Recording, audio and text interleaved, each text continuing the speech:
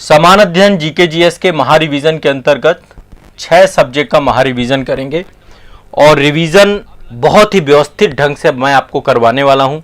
ये सारे टॉपिक जो आपको मैं करवाते जाऊं, इनको गति के साथ करते जाना है और मेरे ऊपर भरोसा रखना है। आप सभी को रिवीजन से जुड़ी हुई कोई समस्या नहीं आएगी। और आप सभी के लिए एक सूचना मैं दे देता हूं कि जो कुछ भी मैं महारिवीजन के अंतर्गत पढ़ाऊंगा वो आपको ऑल इंडिया टेस्ट सीरीज जो हमारी होती है, वीकली साप्ताहिक फ्री सीरीज है, आज़ाद एकेडमी लर्निंग ऐप पर आपको टेस्ट सीरीज मिलेगी। जो कुछ आप यहाँ पे पढ़ेंगे वहाँ पर टेस्ट भी करेंगे। तो आप लोग आज़ाद एकेडमी लर्निंग ऐप जरूर डाउनलोड कर लीजिएगा, वहाँ पर टेस्ट सीरीज आप लोगों की हर सप्ताह को होगी। ठीक है, तो आप लोग ऑल इंडिया टेस्ट सीरीज से जरूर जुड़ेंगे। जितने टॉपिक होंगे मैं टॉपिक भी आपको बता दूंगा कि ये टॉपिक अब तैयार अपने स्तर पे भी करके रखिएगा और मैं भी आपको पूरा रिवाइज करा दूंगा। ठीक है, लगभग उस टॉपिक को, जितने टॉपिक मैं बताऊंगा, 6 सब्जेक्ट का रिवीजन है। इतिहास, भारतीय राज्य व्यवस्था, भूगोल और सब में अलग अलग टॉपिक लिए हैं। ठीक है, इतिहास के अंतर्गत आज जो है हम हड़प्पा सिविलाइजेशन यानी सिंधु घाटी सभ्यता से जुड़े हुए टॉपिक को लेने वाले हैं। और इस टॉपिक में सिंधु घाटी सभ्यता के स्थलों से बहुत सारे क्वेश्चन पूछे जाते हैं, तो स्थलों को लेंगे और स्थलों के जो महत्वपूर्ण पक्ष हैं, कुछ इंपॉर्टेंट चीजें हैं, उनको हम पढ़ने का प्रयास करेंगे। ठीक है, चलिए एक एक करके स्थल लेंगे। आप लोग क्या करिएगा कि आप लोग जो है पेन कागज लेकर रखिएगा और चीजों को पढ़ने का प्रयास करिएगा। ठीक है, सभी लोगों से मेरा ये आग्रह है कि आप लोग चीजों को पढ़िएगा जरूर। जितना मैं आपको बताता जाऊं उतना आप लोग पढ़ते चले जाइएगा। तो इंडस वैली सिविलाइजेशन ये टॉपिक डाल लीजिए। इसके अंतर्गत सिंधु घाटी सभ्यता के स्थलों को लेकर के हम देखेंगे। ठीक है, आज के सेशन में इसी को प्राथमिकता रखेंगे और सिंधु घाटी के स्थलों से जितने भी क्वेश्चन बन सकते होंगे सारे क्वेश्चन को समझने का प्रयास करेंगे। ये मानचित्र है और मानचित्र में आपको पता है कि सिंधु नदी के जो सहायक नदियां थी आपकी, चाहे वो यहाँ पर जितनी भी पंचनद है और सप्त सिंधु प्रदेश इस क्षेत्र को कहते हैं। सिंधु, रावी, झेलम, चिनाब, व्यास, सतलज, ये जितनी भी नदियां इनके आसपास क्षेत्र में इंडस वैली सिविलाइजेशन का स्वरूप था। आप ये देख सकते हैं, है ना, ये सभ्यता थी आपकी, ये सिंधु नदी है और इसके आसपास ये पूरी की पूरी पर्टिकुलर सभ्यता यहाँ पे डेवलप थी। तो यहाँ पे कई सारे आपके सिंधु घाटी सभ्यता के शहर हैं। जैसे कि मैं आपको यहाँ पर एक चीज तो यहाँ पे फैक्ट बता देता हूँ। सबसे उत्तरी स्थल आप देख रहे हैं यहाँ पे मांडा है, ये सबसे नॉर्थ में था मांडा, है ना। सबसे पूरब में आपका आलमगीरपुर था, ये वाला आपका स्थल। और सबसे पश्चिम में सुत कांगेडोर था। यहाँ पे सुत कांगेडोर नहीं है, यहाँ पर है आपका सुत कांगेडोर। सबसे पश्चिम में आपका ये था और सबसे दक्षिण में आप देखेंगे तो यहाँ पे ये है दैमाबाद या भगत राव। अब इसके अलावा देखिए कई सारे स्थल यहाँ पे, एक तो आपका मोहनजोदड़ो है, यहाँ पे हड़प्पा है, यहाँ पे चहुंदड़ो है, यहाँ पे जो है आपका कालीबंगा है, यहाँ पे नीचे देखिए लोथल है, धौलावीरा है, सुरकोतदा है, देशलपुर है ना, कोट दीजी है। ये जितने भी आप देख पा रहे हैं, डाबर कोट है ना, ये आप जितने भी स्थल देख पा रहे हैं, रोपण है, बनवाली है, ये सारे स्थल आप देख पा रहे होंगे। येलो कलर से यहाँ पे हाईलाइटेड हैं ये सारे स्थल। इन स्थलों की विशेषताओं से लेकर के मैच द फॉलोइंग क्वेश्चन भी आते हैं और इन स्थलों के विशेषताओं से भी क्वेश्चन काफी सारे पूछे जाते हैं। ठीक है, तो आज जो है हम हेडिंग डालेंगे प्रमुख हड़प्पा कालीन स्थल और इनको एक एक करके डिस्कस करेंगे। आप इसमें भी देख सकते हैं, ये देख पा रहे हैं आपका। ठीक है, यहाँ पे जितने भी स्थल आप देख पा रहे हैं ना, मोहनजोदड़ो हो गया, है ना, कालीबंगा हो गया, यहाँ पे हड़प्पा हो गया, कोटदीजी हो गया, चहुंदड़ो हो गया। तो कुछ एक एक स्थल को हम यहाँ पे टारगेट करके आगे देखते हुए चले जाएंगे। ठीक है, तो चलिए सबसे पहले हम ये मैंने आपको बताया था, इससे भी एक क्वेश्चन आता है। सबसे उत्तरी स्थल आपका मांडा है, जम्मू कश्मीर में उत्तरी सीमा है। और सबसे दक्षिणी स्थल आपका दैमाबाद है, महाराष्ट्र में, इसी को भगत राव कहते हैं। सुत कांगेडोर बलूचिस्तान में पड़ता है, मकरान तट के पास पश्चिमी सीमा है आपकी। और आलमगीरपुर ये मेरठ में पड़ता है, उत्तर प्रदेश में पूर्वी सीमा है सिंधु घाटी सभ्यता की। ठीक है, अब देखिए एक एक स्थल की बात करते हैं। सबसे पहला स्थल है आपका हड़प्पा। ठीक है, हड़प्पा के नाम से ही इस सभ्यता का नाम पड़ा है। हड़प्पा को देखा जाए तो ये वर्तमान में पश्चिमी पंजाब वाले क्षेत्र में है, जो कि पाकिस्तान में पड़ता है। पंजाब आपको पता है, पंजाब का विभाजन हो गया तो पूर्वी पंजाब तो भारत में रह गया। पश्चिमी पंजाब जो पाकिस्तान में है, वहीं पर एक जिला है मोंटगोमरी जिला। ठीक है, मोंटगोमरी जिला ये पाकिस्तान का एक डिस्ट्रिक्ट है, वो हड़प्पा ही हुआ करता था, वहीं पर हड़प्पा साइट है आपकी। और इसकी खोज जो है दयाराम साहनी ने की थी। हड़प्पा की खोज किसने की? दयाराम साहनी ने। कब की? 1921 में। तो यहाँ पे कुछ फैक्ट आपको जरूर लिखने चाहिए मेरे साथ साथ, जैसे कि हड़प्पा को लेकर के आपको कुछ तथ्य लिखने हैं। तो हड़प्पा,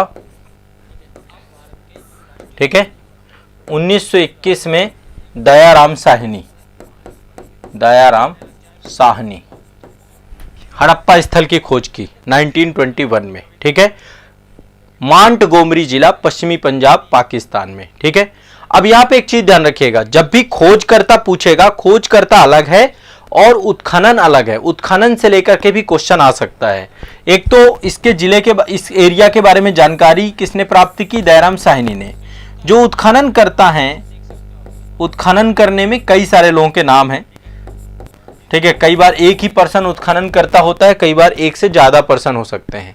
एक रहे आपके माधव स्वरूप वत्स, इनके द्वारा उत्खननकर्ता में नाम है इनका माधव, और अलग अलग सभी ने उत्खनन किया। देखो, सबसे पहले तो दयाराम साहनी ने ही उत्खनन किया, सबसे पहले दयाराम साहनी ने ही। इस समय सर जॉन मार्शल थे आपके 1921 के टाइम पीरियड पे महानिदेशक थे भारतीय पुरातत्व सर्वेक्षण विभाग के। तो दयाराम साहनी पहले उत्खनन करता है ना। 1923 में इनके द्वारा उत्खनन किया गया, 1923 में, देश की आजादी के पहले। और इसके बाद दूसरे उत्खनन करता है माधव स्वरूप वत्स, 1926 में इन्होंने उत्खनन चालू किया। यहाँ पे माधव स्वरूप वत्स, इनके निर्देशन में उत्खनन कार्य हुआ। और एक और है आपके मल्टीमल व्हीलर, तो व्हीलर महोदय के द्वारा भी यहाँ पे उत्खनन कराया गया 1946 में। ठीक है, तो ये आपको ध्यान में रखना है। ठीक है, ये आपसे क्वेश्चन पूछा जा सकता है, इसलिए आपको ये नाम याद रखना है। हड़प्पा सभ्यता की खोज किसने की? दयाराम साहनी ने। उत्खननकर्ता आपके ये थे।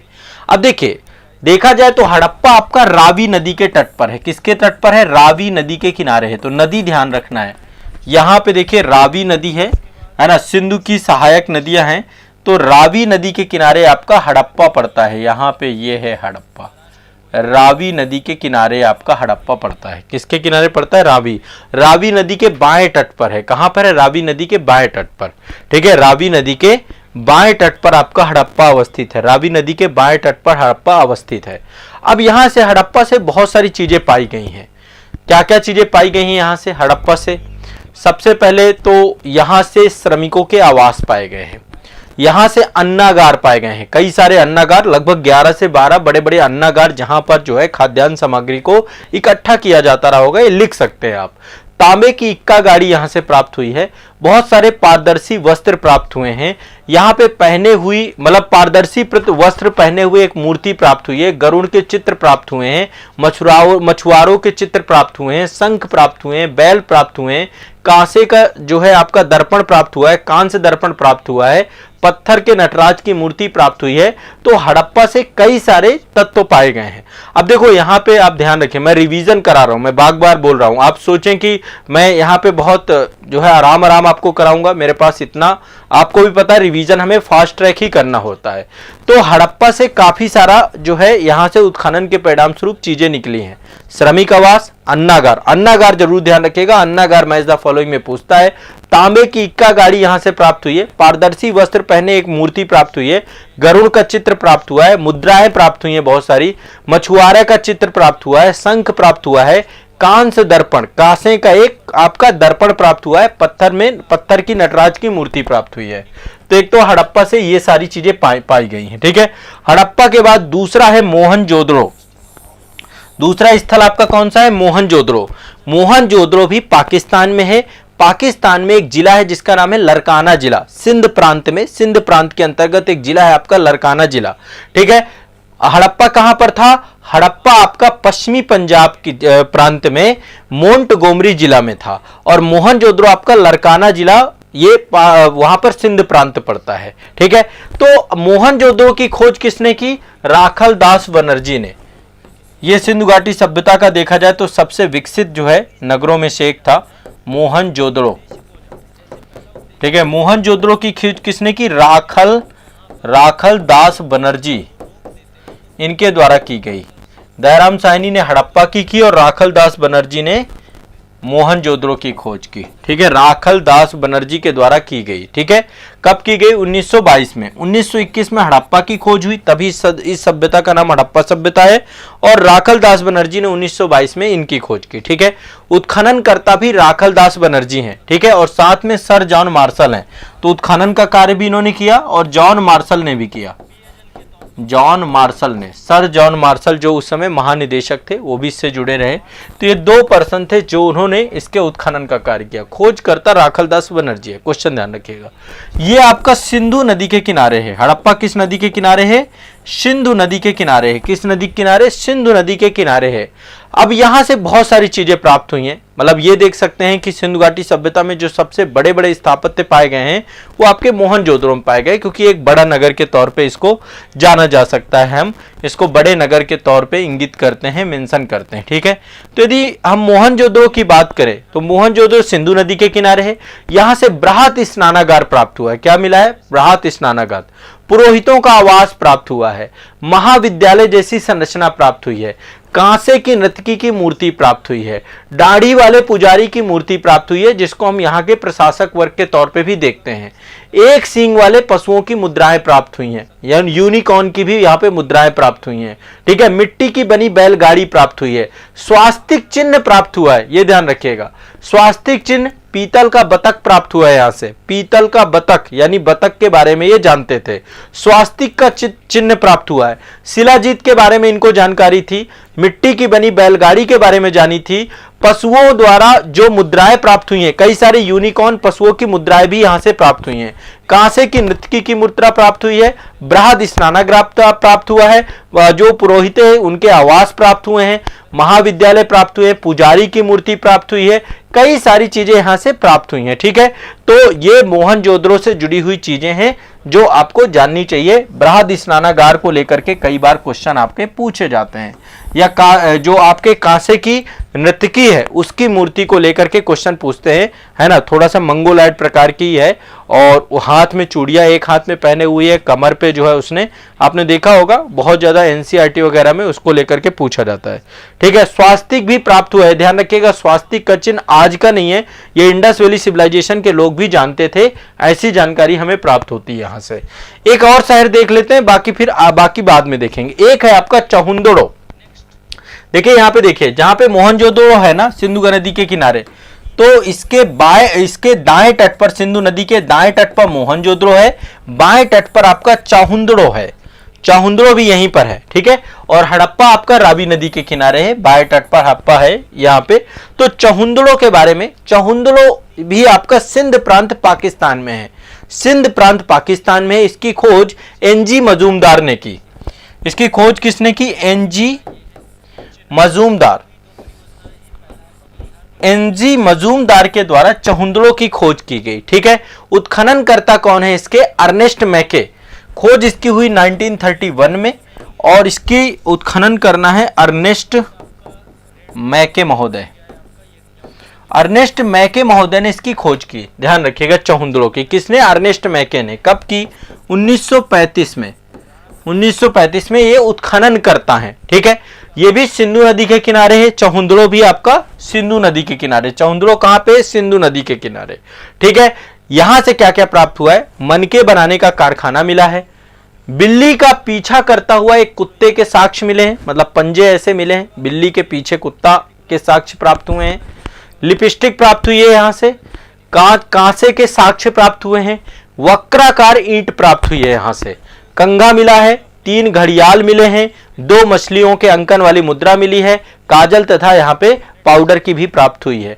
तो मनके बनाने का कारखाना, बिल्ली का पीछा करते हुए कुत्ते के साक्ष्य, लिपस्टिक, कांस गाड़ी, कांसे की गाड़ी मिली है, वक्राकार ईंट मिली है, कंघा मिला है, 3 घड़ियालों की वो, 2 मछलियों की वो, है ना, 3 घड़ियाल और मछलियों वाली मुद्रा प्राप्त हुई है।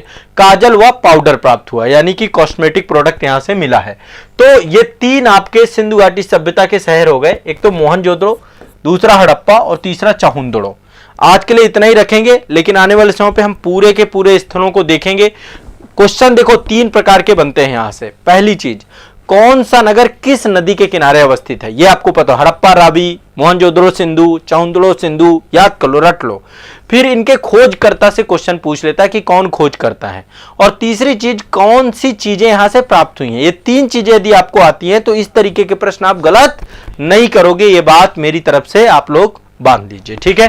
तो ये इंडस वैली सिविलाइजेशन को अभी हम बहुत डिटेल में पढ़ेंगे, और जो आगामी आपके टेस्ट वगैरह होंगे ऑल इंडिया टेस्ट सीरीज वगैरह में, तो वो आपके जो है इसी टॉपिक से पूछ करके आपको दिए जाएंगे, ठीक है। क्लियर है सभी को? तो आप सभी लोग आराम से इसको करिए, सभी के लिए इंपॉर्टेंट है। आप कोई भी एग्जाम दे रहे हैं, सभी के लिए जीके जीएस जहां भी पूछा जाता है ये क्लास इंपॉर्टेंट है। आईएएस, पीसीएस, एसएससी, है ना, या आरओ का एग्जाम है, UK triple SC, UP triple SC, जो भी एग्जाम है सभी के लिए इंपॉर्टेंट आपका ये पूरा का पूरा सेगमेंट है। और इत्मीनान से बस आप करिए, रेगुलर मेरे साथ हो जाइए, जीएस से मैं टॉपिक गलत आपके नहीं होने दूंगा। अभी देखो, मैं पहले आपका इतिहास उठा रहा हूं, इतिहास में वो माफ करेगा संविधान उठा रहा हूं। संविधान में इससे पहले मैंने आपको आर्टिकल वगैरह सारे याद करा दिए हैं। एक सेक्शन जो हमारा यहाँ पे है वो है भारतीय संविधान का संवैधानिक विकास। इससे बहुत सारे क्वेश्चन आते हैं, ठीक है। मैंने आपको जो है संवैधानिक विकास को लेकर के पहले भी एक सेशन में बताया था, लेकिन अब संवैधानिक विकास को हम व्यवस्थित यहाँ पे पढ़ने वाले हैं, चीजों को समझने वाले हैं। देखिए, सबसे पहले हम संविधान को समझ लेते हैं 1 मिनट में। देखिए, संविधान क्या है, कॉन्स्टिट्यूशन क्या है? किसी भी देश का वह वैधानिक दस्तावेज जो उस देश के जनता को यह विश्वास दिलाता है या यह भरोसा दिलाता है कि वह उस जनता के आकांक्षाओं का प्रतिबिंब है या जनता की अपेक्षाओं पर खरा उतरने वाला डॉक्यूमेंट है। दरअसल देखो, संविधान तब तक है जब तक जनता को यह लगे कि यह डॉक्यूमेंट जो है क्या करेगा, उसकी आधारभूत अपेक्षाओं की पूर्ति करेगा। तो एक मौलिक दस्तावेज है संविधान, जिसके माध्यम से अन्य कानूनों को आधार प्राप्त होता है, ठीक है। तो इंडियन कॉन्स्टिट्यूशन एक ऐसा वैधानिक दस्तावेज है जो देश की जनता का विश्वास और उसकी आकांक्षाओं को प्रतिबिंबित करने का प्रयास करता है। अब संविधान का निर्माण एक दिन में नहीं हुआ, ब्रिटिश काल से भारत के संविधान का निर्माण लगातार चल रहा था, ठीक है, लेकिन गति बहुत धीमी थी। इसीलिए जब हम भारतीय संविधान के इतिहास की बात करते हैं तो इतिहास को मैं 2 भागों में आपको बताता हूं। पहला मैं आपको बताता हूं कि ईस्ट इंडिया कंपनी के अधीन भारतीय संविधान का ऐतिहासिक विकास, और दूसरा ब्रिटिश ताज के अधीन भारतीय संविधान का ऐतिहासिक विकास। ये 2 पक्षों के आधार पे बांट करके मैं संवैधानिक विकास को हमेशा पढ़ाता हूं। ये फ्लो चार्ट से आप देख सकते हैं, एक तो कंपनी के शासन के अधीन यानी ईस्ट इंडिया कंपनी, और दूसरा आपका ताज के शासन के अधीन। यदि इन 2 आधारों पे इनको देखें तो कंपनी का शासन जो है आपका स्टार्ट होता है 1773 से, रेगुलेटिंग एक्ट जब आता है। वैसे कंपनी आपकी 1600 एडी में भारत की तरफ जो है एक कंपनी की स्थापना हो जाती है। 1599 में ब्रिटिश ईस्ट इंडिया कंपनी की स्थापना वहां पे व्यापारियों के एक बड़े समूह के द्वारा किया गया था, पूरी तरीके से प्राइवेट कंपनी थी, ठीक है। 1600 एडी में महारानी का चार्टर के द्वारा इसको जो है 15 साल के लिए ब्रिटेन के पूर्वी देशों में जाकर व्यापार करने का समुद्री मार्ग से मोनोपोली प्राप्त हो जाती है, ठीक है। और इसके बाद 1608 में विलियम हॉकिंस आता है भारत, फिर 1615 में टॉमस रो आता है भारत, और धीरे धीरे भारत में जहांगीर के टाइम पीरियड पे ये स्टैब्लिश होना चालू हो जाते हैं, ठीक है। और लगातार कई सारे कंपनी जब यहाँ पे शासन स्थापित कर लेती है, कई सारे क्षेत्र पर कब्जा कर लेती है, जो आपके प्रेसिडेंसियां हैं, पहले मद्रास प्रेसिडेंसी को कैप्चर करते हैं ये, फिर बंगाल प्रेसिडेंसी को, और इसके बाद बॉम्बे प्रेसिडेंसी को दहेज में, अंग्रेजों को पुर्तगालियों ने दहेज में दे दी थी, है ना।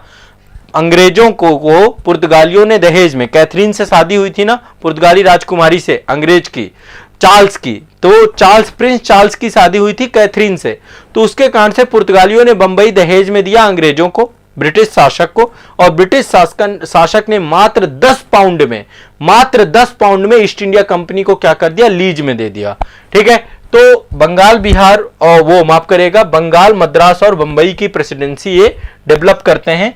और इसी बीच में जब इनका साम्राज्य का विस्तार होने लग जाता है तो ब्रिटिश पार्लियामेंट के द्वारा रेगुलेटिंग एक्ट लेकर के आ जाते हैं। तो देखिए, एक 1773 का रेगुलेटिंग एक्ट है।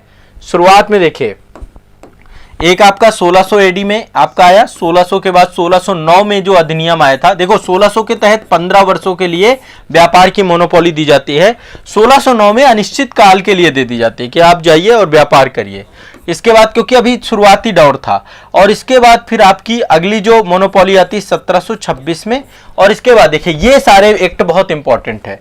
1773 का रेगुलेटिंग एक्ट, अभी इनको लेकर चर्चा करेंगे, मैं थोड़ा डिटेल में भी आपको बताऊंगा। फास्ट पर देखो मैं रिवीजन करा रहा हूं, आप लोगों को अपना पेन चलाते रहना है और चीजों को बढ़िया से करना है, ठीक है? क्लियर है, स्पष्ट है? हाँ, पहले आपको चीजों को लेकर के डिस्कस करना है।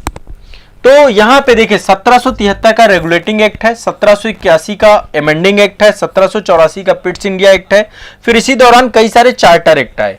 1793 का चार्टर एक्ट, 1813 का चार्टर एक्ट, 1833 का, 1853 का, ये तो था कंपनी के अधीन। और जो है ताज के अधीन, क्राउन के अधीन 1858 का एक्ट, 1861, 1892, 1909 ये भारतीय भारत परिषद अधिनियम थे। फिर 1919, 1935, 1947 ये भारत शासन अधिनियम थे, ठीक है? तो ये टोटल आपके अधिनियम पारित हुए हैं, और इस बीच में कई सारी घटनाएं भी आपकी घटी हैं, जैसे कि आप इस वाली स्लाइड से देख सकते हैं, है ना? 17 ये आपका 1935 का जब अधिनियम आता है ना, यहां से देख लीजिए। देखिए ब्रिटिश क्राउन का जब शासन चालू होता है 1858 में, 1857 की क्रांति के बाद, तो एक अधिनियम आता है भारत शासन अधिनियम 1858, फिर आपका भारत परिषद अधिनियम 1861, फिर 1892, फिर 1909 का ये मार्लिमेंटो सुधार है, और यहाँ पे इसके बाद 1919 में मॉन्टेस्क्यू चैम्फोर्ड सुधार, 1927 में साइमन कमीशन, 1928 में नेहरू रिपोर्ट, और इन सब का योगदान है संविधान निर्माण में। भारत शासन अधिनियम 1935, फिर अगस्त प्रस्ताव 1940, cabinet Cripps mission 1942, Rajagopalachari formula 1944, Wavell plan 1945, cabinet mission 1946, Mountbatten plan आपका जून 1947, और यही बाल्कन प्लान है, और इसके बाद भारतीय स्वतंत्रता अधिनियम 1947। इतने सारे एक्ट जब लगातार पारित हुए, उसके बाद भारत के नागरिकों के द्वारा अप्रत्यक्ष तरीके से देश के जो अप्रत्यक्ष लोकतांत्रिक तरीके से जो है संविधान सभा का गठन कैबिनेट मिशन योजना के तहत हुआ, और देश का संविधान स्वयं बनाया गया। अब देखिए मैं चाहता हूं कि आपको एक एक करके बता दूं, ठीक है? 1600 के एक्ट में देखो कुछ नहीं है, सिंपल सा है। 1600 के एक्ट में मैंने आपको बताया कि महारानी एलिजाबेथ थी, और उनके द्वारा 15 साल तक जो है ईस्ट एरिया में जाकर के, यानी ईस्ट देशों में जाकर के यहां पर क्या किया गया, 31 दिसंबर 1600 को ईस्ट इंडिया कंपनी की स्थापना हुई थी, और पूर्वी देशों में 15 वर्षों तक व्यापार करने का अधिकार प्राप्त किया गया था। जब ये कंपनी बनी थी शुरुआत में, तो इसकी पूंजी कितनी थी पता है? इसकी पूंजी थी 30,133 पाउंड। देखिए यहां पे 1600 एडी में आपकी एक कंपनी बनती है जिसका नाम रहता है ईस्ट इंडिया कंपनी, और ईस्ट इंडिया कंपनी की उस समय टोटल नेटवर्थ थी जब ये बनाई जाती है, तो ये बनती है 30,133 पाउंड में। और जब ये कंपनी बनती है तो टोटल इसमें 217 भागीदार होते हैं। मैंने आपको बताया था कई सारे जो व्यापारी थे, उन व्यापारियों के द्वारा ये कंपनी आपकी डेवलप की जाती है, तो 217 इसमें क्या होते हैं, भागीदार होते हैं। कंपनी का सारा प्रशासन एक परिषद को सौंप दिया जाता है। इसमें एक गवर्नर रहता है, एक डिप्टी गवर्नर रहता है, और 24 सदस्य होते हैं, ठीक है? एक गवर्नर बना दिया जाता है, शुरुआत की बात है। गवर्नर, एक आपका जो है उप गवर्नर, डिप्टी गवर्नर या उप गवर्नर, और 24 सदस्यों की एक परिषद बना दी जाती है, ठीक है? 24 सदस्य हो जाते हैं, ये आपके गवर्नर काउंसिल बनाई जाती है 1600 एडी के एक के तहत, और इसको गवर्नर और उसकी परिषद की संज्ञा दी जाती है, ठीक है? ध्यान रखिएगा, बाद में यही परिषद जाकर के कोर्ट ऑफ डायरेक्टर्स बन जाती है, तो वो उस पर हम बाद में बात करेंगे, ठीक है? कोर्ट ऑफ डायरेक्टर्स या निदेशक मंडल जो कि व्यापारिक काम बाद में करती है। 1784 में आप इस चीज को पढ़ेंगे, दो भागों में कामों को बाइफरकेट कर दिया जाता है, बोर्ड ऑफ कंट्रोल बना दिया जाता है और कोर्ट ऑफ डायरेक्टर्स बना दिया जाता है, एक ही बात है, निदेशक मंडल जिसे हम कहते हैं, ठीक है? तो ये आपका 1600 एडी के एक्ट को लेकर के कुछ महत्वपूर्ण चीजें हैं, ठीक है? क्लियर है, सिंपल सा है, कोई दिक्कत नहीं है। फिर 1609 में एक अधिनियम और पारित किया जाता है, और ये 15 वर्षों वाला जो टर्म्स है ना, इसको खत्म करके अनिश्चित काल कर देते हैं कि ये कंपनी भारत में जाकर के अनिश्चित काल तक व्यापार कर सकती है। इसके बाद आपको 1726 में एक एक्ट और आता है, रिवीजन है, ऐसे ही होगा। रिवीजन में कोई दिक्कत तो नहीं आ रही, फास्ट समझ में आ रहा है सभी को?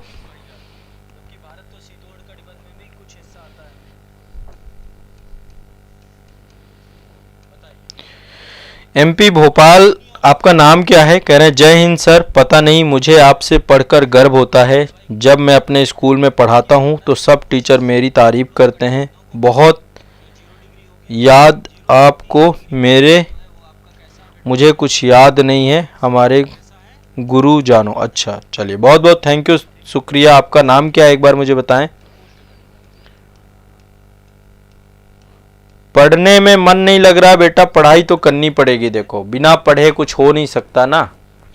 और अब मैं बहुत पूरा रिवीजन कराऊंगा, बहुत फास्ट ट्रैक रिवीजन कराऊंगा, सारा शुरू से ले रहा हूं सारी चीजें, और आपका रिवीजन गति से टॉपिक उठा उठा के एक एक सप्ताह में करवा रहा हूं। ठीक है, सभी लोग बस सुनते जाओ, आराम से पढ़ते जाओ। क्या दिक्कत है, आराम से बढ़िया घर पे बैठे हो, पढ़ाने वाला मैं हूं, आपको बस आराम से बैठना है, पढ़ना है। तो 1726 का आपका राजलेख आया था, का राजलेख, 1726 का राजलेख। आपको मैंने बताया कि 3 प्रेसिडेंसी थी, कलकत्ता, मुंबई और मद्रास, ये 3 प्रेसिडेंसी थी। ठीक है, 1726 के चार्टर एक्ट के तहत, क्योंकि इसी टाइम पे प्रेसिडेंसी बनी थी आपकी, बंगाल, मुंबई, मद्रास, पहली प्रेसिडेंसी घोषित 1700 में कोलकाता को ही किया गया था। ठीक है, तो जब ये प्रेसिडेंसी बन गई थी और यहाँ पे गवर्नर थे, तो इनको विधि बनाने की शक्ति प्रदान की गई थी 1726 के एक्ट के तहत। ठीक है, इसके बाद जो सबसे इंपॉर्टेंट एक्ट आता है, यहां से कहानी चालू होती है, ये है आपका रेगुलेटिंग एक्ट 1773। यहां पे मैं कुछ पॉइंट आपको बता देता हूं, और ये वाला इंपॉर्टेंट है बहुत ज्यादा। रेगुलेटिंग एक्ट से काफी सारे क्वेश्चन पूछे जाते हैं। देखिए, ब्रिटिश प्रधानमंत्री थे लॉर्ड नाथ, बात है 1773 की। उनके द्वारा एक सेक्रेट कमेटी आपकी गठित की गई। ठीक है, क्यों गठित की गई? क्योंकि इस समय अब लगातार जो है ब्रिटिश ईस्ट इंडिया कंपनी विस्तार कर रही थी भारत में। प्लासी जीत गए थे, बक्सर जीत गए थे, और इलाहाबाद की संधियां कर लिया था इन्होंने। इनके पास बंगाल, बिहार, उड़ीसा की दीवानी प्राप्त हो चुकी थी। प्रशासन में भी इन्होंने कंट्रोल कर लिया था बक्सर जीतने के बाद। तो ऐसे में अब लगातार इनका विस्तार होता जा रहा था। बहुत सारे जो है शासकों के साथ इन्होंने यहां पर संधियां कर रखी थी। तो ऐसी कंडीशन में वहां की संसद ने इस कंपनी को रेगुलेट करने के लिए एक रेगुलेटिंग एक्ट पारित किया, जिसको रेगुलेटिंग एक्ट 1773 कहते हैं। सेक्रेट कमेटी की सिफारिश पर आपका ये एक्ट पारित हुआ था। उद्देश्य क्या था कि कंपनी के कार्यों का भारत और ब्रिटेन दोनों स्थानों पर नियंत्रण करना, भारत में भी और ब्रिटेन में भी, क्योंकि कंपनी वहां तो हेड ऑफिस ही था कंपनी का, और कंपनी में जितने भी दोष हैं उनको समाप्त करना। तो यहां पे मतलब दोनों तरीके की गतिविधि, इंग्लैंड में कैसे काम कर रहे हैं और भारत में कैसे काम कर रहे हैं। मान लीजिए रिलायंस है, अब रिलायंस विश्व के कई सारे देशों में जाकर के काम करने लग जाए, तो भारत सरकार कोई अधिनियम पारित कर दे कि भैया भारत में जो रिलायंस कार्य कर रही है और भारत के बाहर जो काम कर रहे हैं, इसको लेकर हम निगरानी करेंगे। तो वैसा ही एक एक्ट आपका पारित हुआ ईस्ट इंडिया कंपनी के रहे रेगुलेटिंग एक्ट 1773, रेगुलेट करने के लिए, नाम से ही। ठीक है, क्लियर है, स्पष्ट है, इसमें लेकर के कोई दिक्कत तो नहीं है ना, सिंपल सा है। अब देखिए, देखा जाए तो कंपनी के संपूर्ण प्रशासन के सुपरविजन के लिए इंग्लैंड में 2 संस्थाएं थीं 1773 के समय। यह आमतौर पे आप लोगों को, बहुत सारे बच्चों को नहीं पता होगा, 1773 में 2 संस्थाएं थीं आपकी जो कंपनी के प्रशासन को देखती थी। लोगों को लगता है 1784 में ही 2 भागों में बांट दिया गया, लेकिन ओवरऑल देखा जाए 2 संस्थाएं आपकी काम करती थी। एक तो आपका कोर्ट ऑफ डायरेक्टर्स होता था, जिसको हम निदेशक मंडल कहते हैं, एक आपका निदेशक मंडल हुआ करता था, एक तो आपका निदेशक मंडल हुआ करता था, दूसरा आपका कोर्ट ऑफ प्रोप्राइटर्स होते थे, जिनको हम स्वत्वधारी मंडल कहते हैं, जो प्रोप्राइटर्स होते थे। तो कोर्ट ऑफ प्रोप्राइटर्स भी होते थे, इसको हम सीओडी कह सकते हैं, और दूसरे थे सीओपी, कोर्ट ऑफ प्रोप्राइटर्स। ठीक है, ये भी एक संस्था के तौर पे थे। और दूसरा यहां पे क्या था, गवर्नर था आपका, गवर्नर था, डिप्टी गवर्नर था, और उसके 24 सदस्य थे। कुछ इस तरीके से एक ढांचा बनाया गया था जो कंपनी को पूरी तरीके से प्रशासित किया जाता था। ठीक है, 24 निदेशक आपके कंपनी में काम करते थे, और इनका हर वर्ष चुनाव होता था, और कोर्ट ऑफ प्रोप्राइटर्स के द्वारा ही जो बोर्ड ऑफ डायरेक्टर्स के सदस्य होते थे, इनका चुनाव किया जाता था। ठीक है, तो ये आपको ध्यान रखिएगा। अब दरअसल जब आपका रेगुलेटिंग एक्ट पारित हुआ, तो रेगुलेटिंग एक्ट पारित होने के बाद बहुत सारी चीजें बदली। पहले तो कलकत्ता में एक सर्वोच्च न्यायालय की स्थापना की गई। रेगुलेटिंग एक्ट के तहत 1774 में कलकत्ता में सुप्रीम कोर्ट लाया गया। कलकत्ता में क्या लाया गया? Supreme court. इससे क्वेश्चन काफी पूछा जाता है। इसके पहले जो न्यायाधीश बने वो सर एलिजा एम्पे बने। कौन बने? सर एलिजा एम्पे बने, ये ध्यान रखिएगा। और इसके साथ अन्य बहुत सारे न्यायाधीश थे, जैसे चेम्बर्स महोदय, लिमेस्टर महोदय और हाइड महोदय, इनको न्यायाधीश बनाया गया। लेकिन मुख्य न्यायाधीश कौन था? एलिजा हेम्पे। 4 सदस्यीय पूरा का पूरा ये था और अभिलेख न्यायालय के तौर पे रखा गया था। इसके विरुद्ध अपील भी प्रिवी काउंसिल में की जा सकती थी ब्रिटेन में। तो ये आपको ध्यान रखिएगा, एक यहां से सुप्रीम कोर्ट को लेकर के काम किया गया, सुप्रीम कोर्ट बनाने की बात की गई। ठीक है, इसके बाद कंपनी के व्यापारी बहुत सारे क्या करते थे, वहां से आते थे, कंपनी तो व्यापार करती थी, खुद भी व्यापार करने लग जाते थे।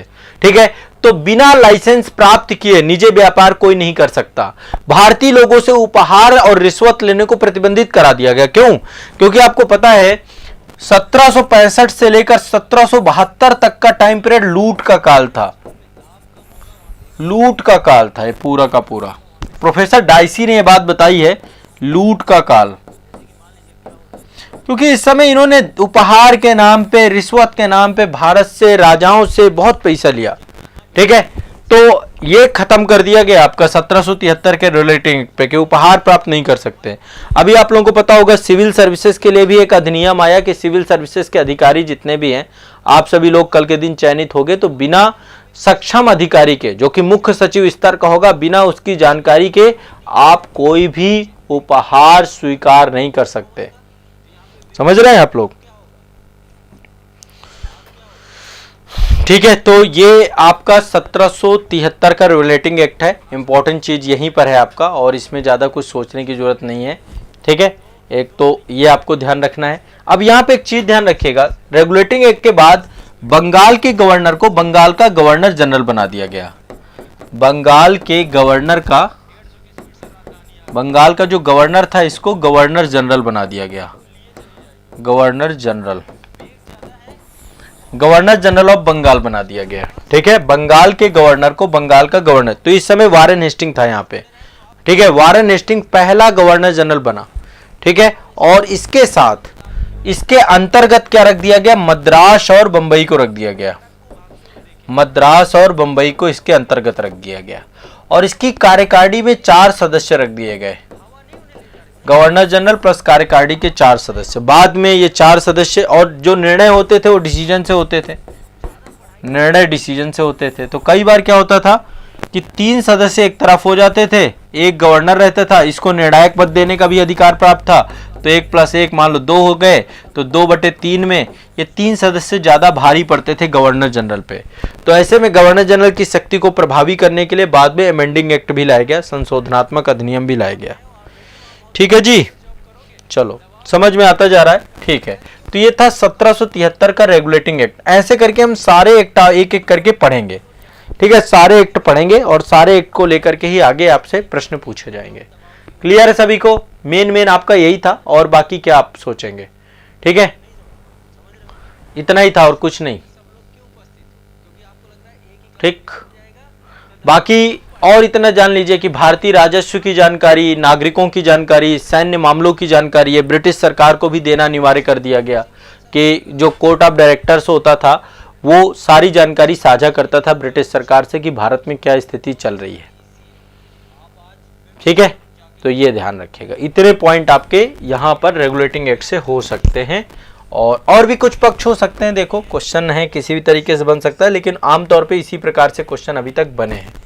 ठीक है, चलिए आगे बढ़ते हैं। अगला टॉपिक जो मैं आपका लेने जा रहा हूं वो लेने जा रहा हूं भूगोल। और भूगोल में अब मैं टॉपिक आपका यहां पे ले रहा हूं अपवाह तंत्र। अपवाह तंत्र एक बहुत बड़ा टॉपिक है, बहुत इंपॉर्टेंट टॉपिक है, बहुत सारे प्रश्न यहां से पूछे जाते हैं। हम भारत की सभी नदियों के बारे में पढ़ने जा रहे हैं, चाहे वो हिमालयी नदी तंत्र हो, चाहे वो प्रायद्वीपीय नदी तंत्र हो। तो आने वाले सेशंस में मैं आपको नदी तंत्र पढ़ाने वाला हूं। ठीक है, और नदी तंत्र हम पूरा कंप्लीट करेंगे अच्छे से, इन डिटेल, इन डेप्थ, अच्छे से इसको पढ़ने वाले हैं। ठीक है, ड्रेनेज सिस्टम को हम लोग देखेंगे। तो आज के सेशन में थोड़ा सा अपवाह के बारे में समझते हैं, अपवाह का मतलब क्या होता है। ठीक है, और इसके बाद फिर हिमालयी नदी तंत्र और प्रायद्वीपीय नदी तंत्र को बांट करके एक एक करके देखेंगे। देखिए, अपवाह का मतलब क्या है। अपवाह इंग्लिश में बोलते हैं ड्रेनेज। ठीक है, अपवाह तंत्र भी एक शब्द आता है जिसका मतलब होता है ड्रेनेज सिस्टम। तो अब अपवाह का मतलब क्या है? जल धाराओं तथा नदियों द्वारा जल के धरातलीय प्रवाह को अपवाह कहते हैं।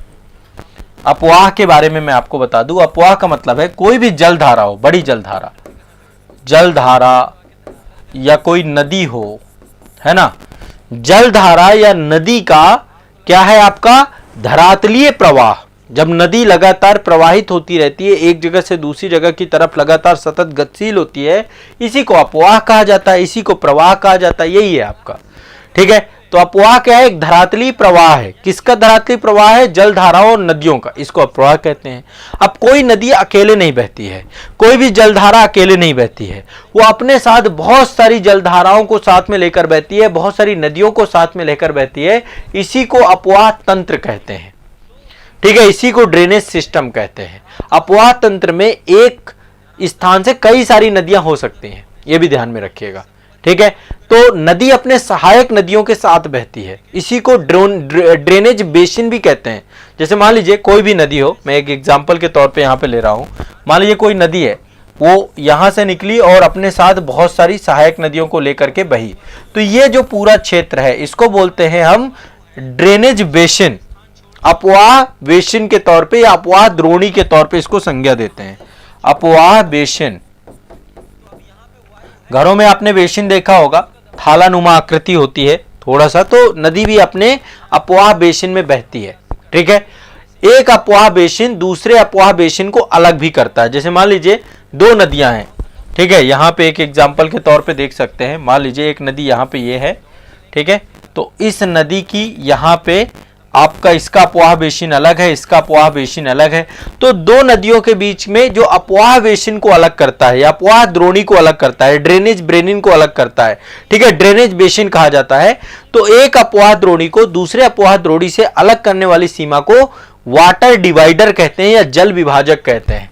ये क्वेश्चन सब पूछे गए हैं। जल विभाजक क्या है, एक अपवाह तंत्र को, एक अपवाह बेसिन को दूसरे अपवाह बेसिन से अलग करने वाले तंत्र को हम क्या कहते हैं, जल विभाजक, ठीक है। क्या बोलते हैं, जल विभाजक, ये याद रखिएगा, जल विभाजक प्रीलिम्स में पूछा जा सकता है इसको लेकर के, जल विभाजक के तौर पे इसको हम समझते हैं।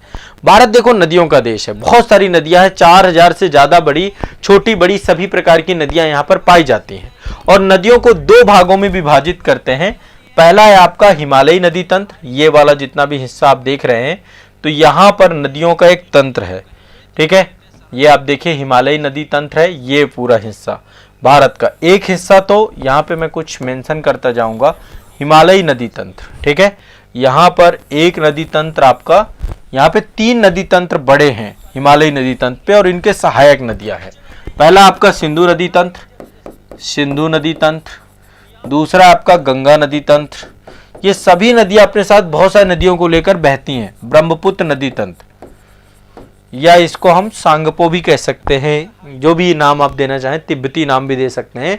दूसरा आपका प्रायद्वीपीय अपवाह तंत्र, प्रायद्वीपीय मतलब ये प्रायद्वीपीय क्षेत्र वाला अपवाह तंत्र। ये क्षेत्र आप देखिए और इधर का ये क्षेत्र देखिए, तो ये आपका जो है, ये जो आप देख रहे हैं, ये है पूर्वी तटीय क्षेत्र है आपका, ठीक है। और पूर्वी तटीय क्षेत्र में बहुत सारी नदियां गिरती हैं जो कि बंगाल की खाड़ी में जाकर गिरती हैं। कहां गिरती हैं, बंगाल की खाड़ी में, ठीक है, बंगाल की खाड़ी में। दूसरा है ये अरब सागर, ये है पश्चिम तटीय क्षेत्र, पश्चिम तटीय क्षेत्र, ये आपका बंगाल, ये अरब सागर है, अरब सागर, ठीक है। बंगाल की खाड़ी और अरब सागर ये दोनों अलग अलग हैं, ध्यान रखना सभी लोग। अरब सागर ध्यान पता है आपको, कोई दिक्कत नहीं है, ठीक है। तो ऊपर आप देखिए सिंधु नदी तंत्र, गंगा नदी तंत्र, ब्रह्मपुत्र नदी तंत्र, इधर आपका प्रायद्वीपीय क्षेत्र है, तो यहाँ पे अरब सागर में गिरने वाली नदियां, यहाँ बंगाल की खाड़ी में गिरने वाली नदियां, ठीक है। हिमालयन ड्रेनेज है और प्रायद्वीपीय ड्रेनेज है।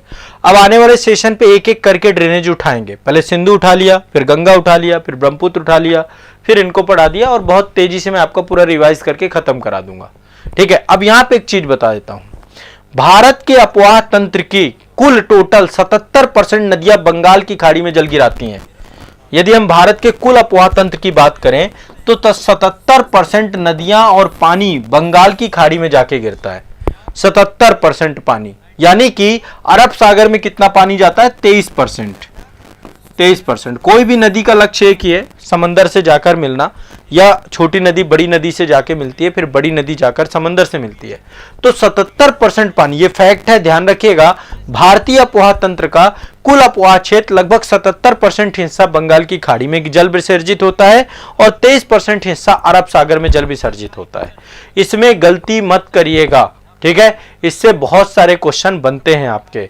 अब कल के सेशन से मैं आपको हिमालयी नदी तंत्र को लेकर डिस्कस करूंगा, ठीक है? हिमालयी नदी तंत्र को आपको थोड़ा सा डिटेल में बताऊंगा, ठीक? चलिए, तो ये आपका क्या है, ज्योग्राफी को लेकर के ये टॉपिक हमने शुरू किया है। अब आगे चलते हैं। नेक्स्ट टॉपिक जो आपका है वो है पर्यावरण को लेकर, इन्वायरमेंट को लेकर। इन्वायरमेंट पे इस बार मैंने एक बहुत इंपॉर्टेंट टॉपिक आप लोगों के लिए लिया है और इन्वायरमेंट पे ये टॉपिक आपका पूछा जाता है जिसका नाम है पर्यावरण प्रबंधन। इससे बहुत सारे क्वेश्चन प्रीलिम्स में आते हैं, मेंस में भी आते हैं। इन्वायरमेंटल मैनेजमेंट, तो इस पे हम टॉपिक ले रहे हैं और इस टॉपिक को पूरा करेंगे। पर्यावरण प्रबंधन, कुछ कॉन्सेप्चुअल बातें भी हो सकती हैं, ठीक है? कॉन्सेप्ट बेस्ड भी चीजें हो सकती हैं। पर्यावरण प्रबंधन, पर्यावरण प्रबंधन का मतलब क्या है? आपको पता है पर्यावरण के साथ हम सहक्रिया करते हैं, हम एनवायरनमेंट पे रहते हैं और एनवायरनमेंट हमें प्रभावित करता है, हम एनवायरनमेंट को प्रभावित करते हैं, है ना? तो पर्यावरण को संतुलित करने के लिए, पर्यावरण में स्थिरता बना के रखने के लिए, पर्यावरण और मानव के बीच में विशिष्ट समायोजन स्थापित करने के लिए जो प्रक्रिया होती है इसको पर्यावरण प्रबंधन कहते हैं। यानी कि पर्यावरण को क्षति किए बिना, आपको पता है हम जो भी यहां पे पर्यावरण में रह रहे हैं तो पर्यावरण को हम क्षति भी प्रदान कर रहे हैं।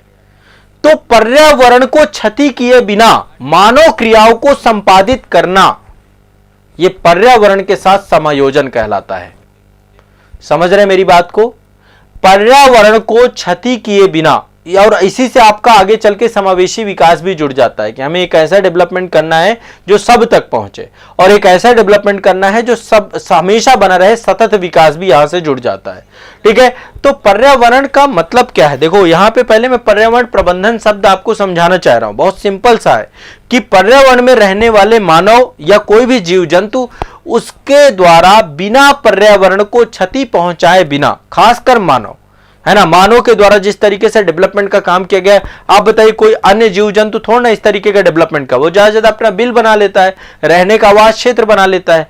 तो मानव ने क्या कर रखा है? मानव ने पेड़ों को काट रखा है ना? कोई भी पेड़ तो आवास स्थल है जीव जंतुओं के, तो सबसे जो खतरनाक है वो मानव ही है। आप ये देखें तो सबसे खतरनाक। तो पर्यावरण का मानव के साथ समायोजन, पर्यावरण का मानव के साथ जुड़ाव, पर्यावरण का नुकसान हुए बिना मानव की सामाजिक आर्थिक क्रियाओं का यहां पर आवश्यकताओं की पूर्ति, पर्यावरण की गुणवत्ता सदैव बनाए रखना, ठीक है? यह आपका पर्यावरण प्रबंधन के अंतर्गत सीखा जा सकता है, इन्वायरमेंटल मैनेजमेंट के अंतर्गत सीखा जा सकता है। अब देखो पर्यावरण प्रबंधन में आप समझ गए कि पर्यावरण में मानव और पर्यावरण दोनों का सहसंबंध, पर्यावरण और मानव, मानवीय क्रिया, मानवीय आवश्यकताओं की पूर्ति, इन दोनों की को यदि हमने संतुलित करने का प्रयास किया कि मानव आवश्यकताओं की पूर्ति भी होती रहे लेकिन पर्यावरण किसी तरीके से डिस्टर्ब ना हो, पर्यावरण को कोई क्षति प्रदान ना हो, तो फिर कोई दिक्कत ही नहीं है। अब यहां पे बात आता है कि अच्छा पर्यावरण प्रबंधन के अंतर्गत हम किन किन चीजों को सम्मिलित कर सकते हैं। आपको पता है हम पर्यावरण के संसाधनों का बहुत अनियमित तरीके से, अविवेकपूर्ण तरीके से दोहन कर रहे हैं। इस पे नियंत्रण किया जा सकता है? बिल्कुल किया जा सकता है।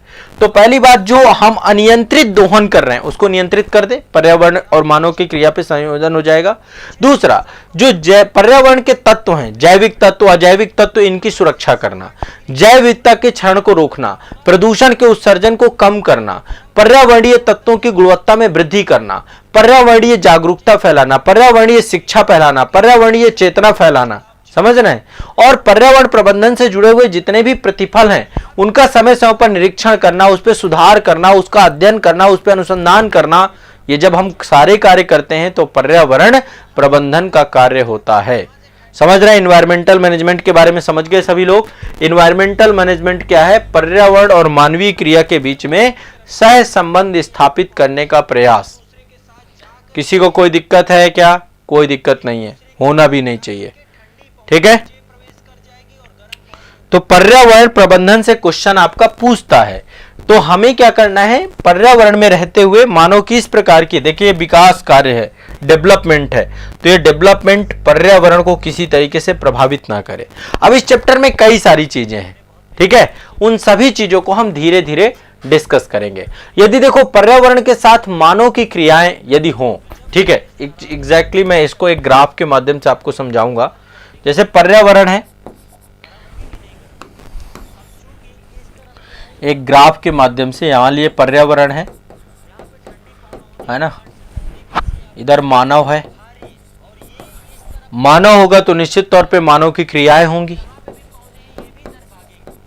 और मानव की क्रियाएं हैं तो निश्चित तौर पे पर्यावरण को प्रभावित करेंगी। अब जब पर्यावरण को प्रभावित करेगी तो हमारा प्रयास क्या होना चाहिए, हमारा प्रयास होना चाहिए कि ऐसा प्रभावित ना करे जिससे पर्यावरणीय संकट पैदा हो जाए, यानी पर्यावरण को प्रभावित करने से पर्यावरण संकट पैदा नहीं होना चाहिए। पर्यावरण संकट, इसको दूर करने के लिए ही हमें पर्यावरण प्रबंधन करना पड़ता है। इसको ही दूर करने के लिए हमें क्या करना पड़ता है, पर्यावरण प्रबंधन करना पड़ता है, ताकि पर्यावरणीय संकट ना आए, संकट ना आए, आपदाएं ना आए, ठीक है। तो पर्यावरण संकट ना आए, इसके लिए पर्यावरण प्रबंधन की जरूरत होती है, ठीक है। तो ये एक कॉन्सेप्ट है पर्यावरण प्रबंधन की, मानव जब पर्यावरण में क्रिया करता है तो पर्यावरण को वो नकारात्मक रूप से प्रभावित ना करे, बस इतनी सी बात आपको ध्यान में रखनी है, ठीक है। बाकी आगे चीजें, अभी पर्यावरण प्रबंधन ये चैप्टर हमारा चलेगा, इसको लेकर हम डिटेल में आगे चल के डिस्कस करेंगे। आज केवल मैं कॉन्सेप्ट ही आपको बताना चाहता हूं। आगे चलते हैं, अगला टॉपिक आपका सेल का है। देखो सेल, मैंने इससे पहले भी आपको काफी चीजें बता रखी हैं सेल को लेकर, लेकिन आज मैं फिर से एक बार सेल वाले टॉपिक को अच्छे से आपको करवा देना चाहता हूं, और सेल से बहुत सारे क्वेश्चन आपके बनते हैं।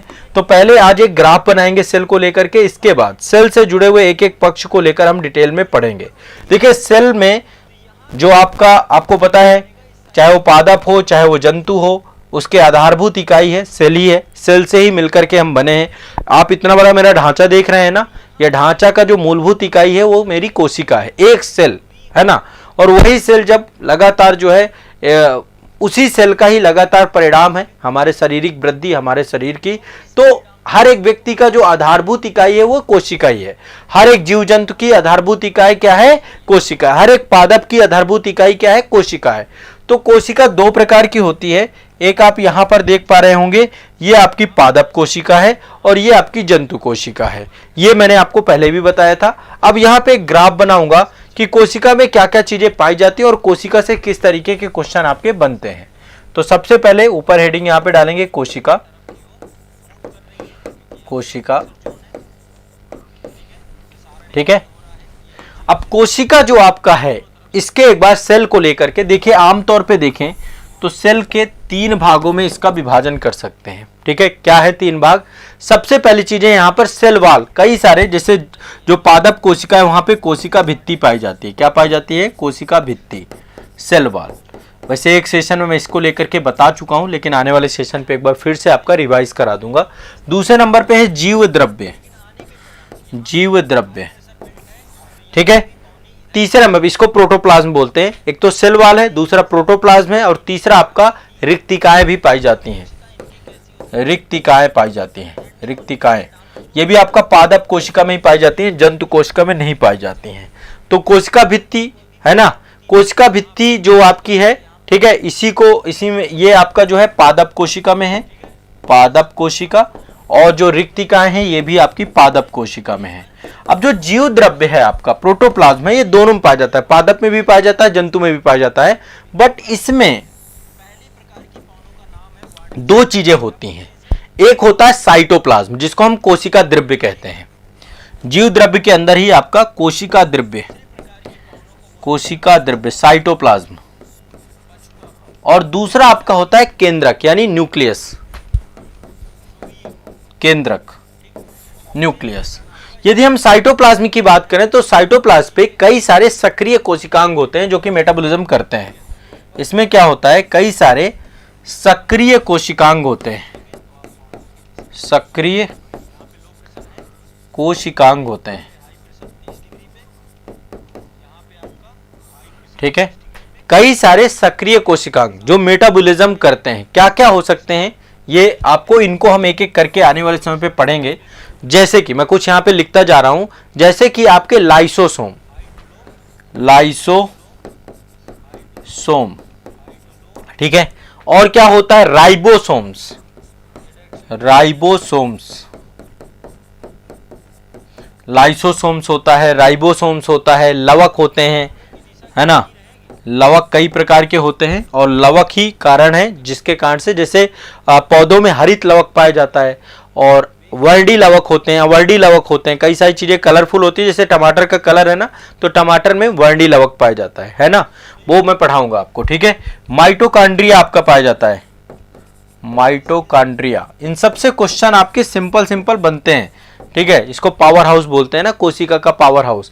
गाल्जी बॉडी पाया जाता है, गाल्जी काय बोलते हैं हम इसको, गाल्जी काय, गोल्जी काय, ठीक है। और क्या क्या पाए जाते हैं यहाँ पे, गोल्जी काय के अलावा तारकाय, जंतु कोशिका में ज्यादातर तारकाय पाए जाते हैं, तारकाय, ठीक है, तारकाय, गाल्जी काय, तारकाय, माइटोकॉन्ड्रिया, लवक, राइबोसोम, ठीक है, लाइसोसोम। और क्या क्या चीजें पाई जाती हैं आपकी, अंतःप्रदब्बी जालिका,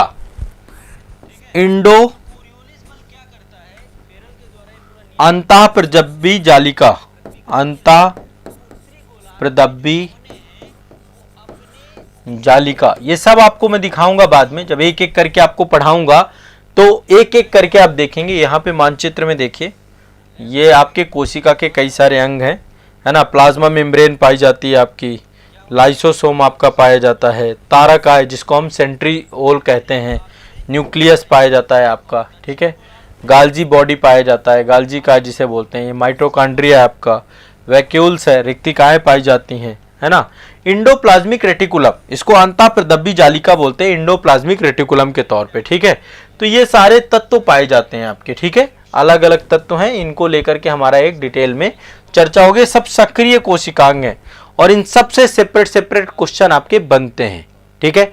तो ये तो आपके सक्रिय पदार्थ हैं कोशिका में जो पाए जाते हैं। बहुत सारे निष्क्रिय पदार्थ भी पाए जाते हैं कोशिका में, बहुत सारे आपके कोशिका में निष्क्रिय पदार्थ भी पाए जाते हैं, सक्रिय पदार्थ भी पाए जाते हैं और निष्क्रिय पदार्थ भी पाए जाते हैं।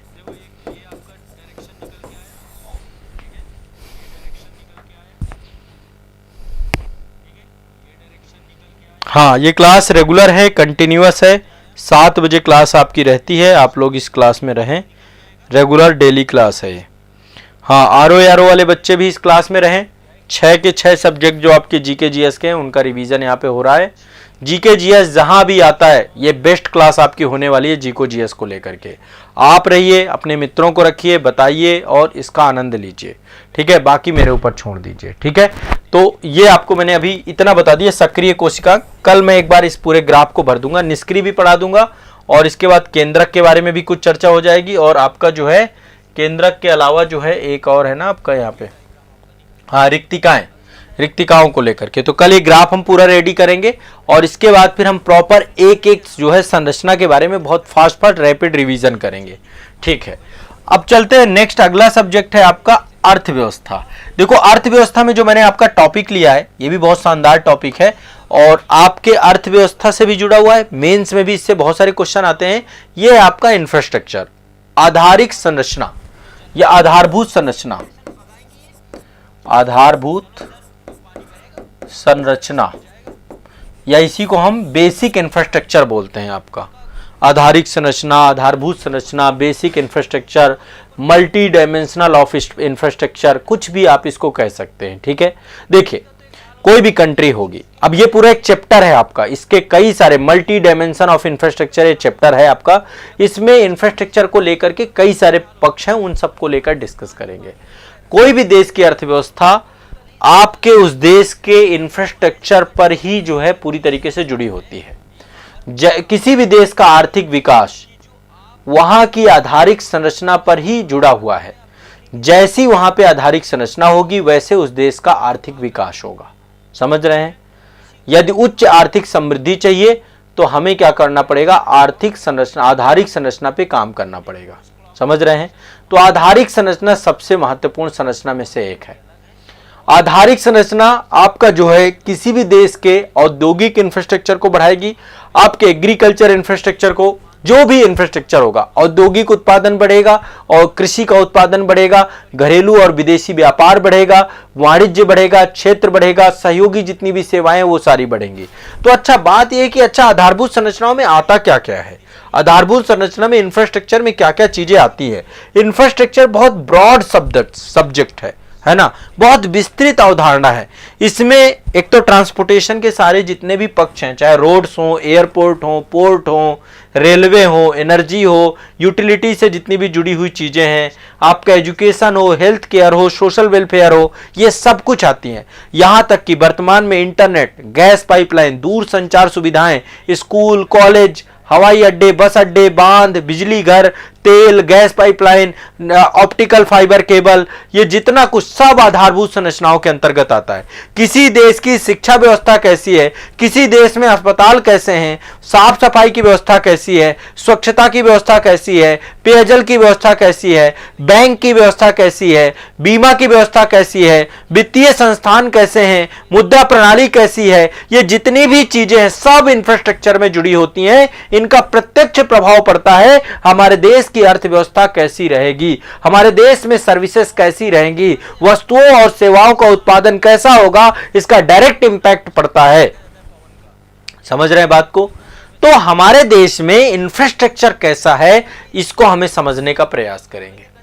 क्लियर है, ठीक है। आधारिक संरचना को दो भागों में बांट करके भी देख सकते हैं हम लोग, ठीक है। एक तो आपकी हो सकती है सामाजिक आधारिक संरचनाएं और दूसरी आपकी हो सकती है आर्थिक आधारिक संरचनाएं। सामाजिक में जैसे स्कूल है, हेल्थ है ना, शिक्षा, स्वास्थ्य, पेयजल, सफाई, है ना, ये सब आपका क्या हो सकता है, ये आपका सामाजिक अर्थ वो है कि किसी देश की शिक्षा व्यवस्था कैसी है, अस्पताल कैसे हैं, स्वास्थ्य कैसे हैं, सफाई कैसी है, पेयजल कैसे हैं, ये सब आपके इसके अंतर्गत आते हैं, ठीक है। और किसी भी देश में आर्थिक व्यवस्था कैसे, जैसे ऊर्जा के संसाधन क्या है, परिवहन के संसाधन क्या है, संचार कैसा है किसी भी देश में, ठीक है, गैस पाइपलाइन कैसी है, दूर संचार कैसा है, स्कूल कॉलेज कैसे हैं, सड़कें कैसी हैं, रेल कैसे हैं, बंदरगाह कैसे हैं, हवाई अड्डे कैसे हैं, बांध कैसे हैं, बिजली घर कैसे हैं, तेल और गैस पाइपलाइन व्यवस्था क्या है, ये सब आपका आर्थिक के अंतर्गत आ सकता है। बैंक कैसे हैं, वित्तीय संस्थान कैसे हैं, बीमा कैसे हैं, तो समावेशी विकास भी इसी से होगा। तो किसी भी देश के लिए आधारिक संरचना का होना ही उस देश की अर्थव्यवस्था को गति प्रदान करेगी। जब सब कुछ उस देश में ये इंफ्रास्ट्रक्चर, तभी पीएम गति शक्ति योजना चालू की गई है। आधारभूत ढांचे को डेवलप करने के लिए भारत सरकार ने अभी इस समय पीएम गति शक्ति योजना, यही तो है पूरा, है ना, कि हम एक ऐसी आधारिक संरचना बनाए। चीन ने क्या किया, एक इंफ्रास्ट्रक्चर ही तो डेवलप कर दिया, आज वो डेवलप है, लोग आ रहे हैं वहां पे। हमारे यहाँ रोड ही नहीं बनी, हमारे यहाँ जो है हवाई अड्डे ही नहीं है, हमारे यहाँ ट्रांसपोर्टेशन बहुत हल्का है, धीमा है, आज की ट्रेन लेट हो रही है, गाड़ियां लेट चल रही है, तो डेडिकेटेड फ्रेट कॉरिडोर बनाए जा रहे हैं, एक्सप्रेस वे बनाए जा रहे हैं, 100 की स्पीड में गाड़ियां दौड़ पाए उसके लिए बड़े बड़े हाईवेज बनाए जा रहे हैं। तो वो सब चीजें, जितना तेज किसी भी देश का इंफ्रास्ट्रक्चर हो जाएगा उतना तेज वहां का आर्थिक विकास होगा। तो आर्थिक विकास पूरी तरीके से निर्भर होता है किसी भी देश की आधारभूत संरचना में।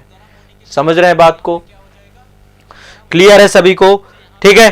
तो हम जो है अच्छे से एक एक टॉपिक को क्लियर करते हुए चलेंगे। यहां पे मैं एक एक चैप्टर वाइज उठाऊंगा और इन चैप्टर्स को आपको करवाऊंगा।